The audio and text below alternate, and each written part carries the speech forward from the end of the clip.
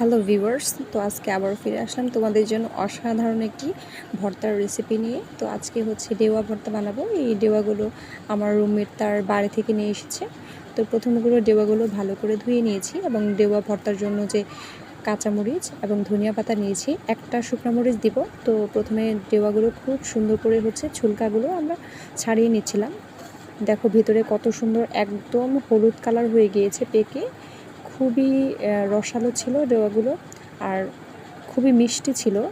Normally হচ্ছে ডেওয়া ফল একটু মিষ্টি হয়, তো এগুলো একটু টক মিষ্টি স্বাদের ছিল। দেখো কত সুন্দর হয়েছে। এটার ভেতরে যে কোয়াগুলো ছিল আমি তো আস্তে আস্তে খুলে নিচ্ছিলাম। আমার জিভে এখনও জল চলে আসছে ভিডিওটা করতে গিয়ে। তো খুবই সুন্দর লাগছে। ডেওয়াটা আমার খুবই পছন্দের একটা ফল ডেওয়া। তো আমাদের সবগুলো ডেওয়া হচ্ছে ছেলা হয়ে গিয়েছে। আমরা মরিচ এবং পেঁয়াজটা কেটে নিয়েছি, এখানে বিট লবণ নিয়েছি এবং পরিমাণ মতো হচ্ছে কাঁচামরিচ এবং ধনিয়া পাতা নিয়ে নিয়েছি। সাধারণ লবণও দিয়ে দিয়েছি আমি। তো সবগুলো হচ্ছে একসাথে ভালো করে আমি মিক্স করে নিব। খুবই সুন্দরভাবে হচ্ছে এই কাজটা করতে হচ্ছিল। তো এই মুহূর্তের আমাদের প্রায় হয়ে গিয়েছে। খুবই মজা হয়েছিল ভর্তাটা।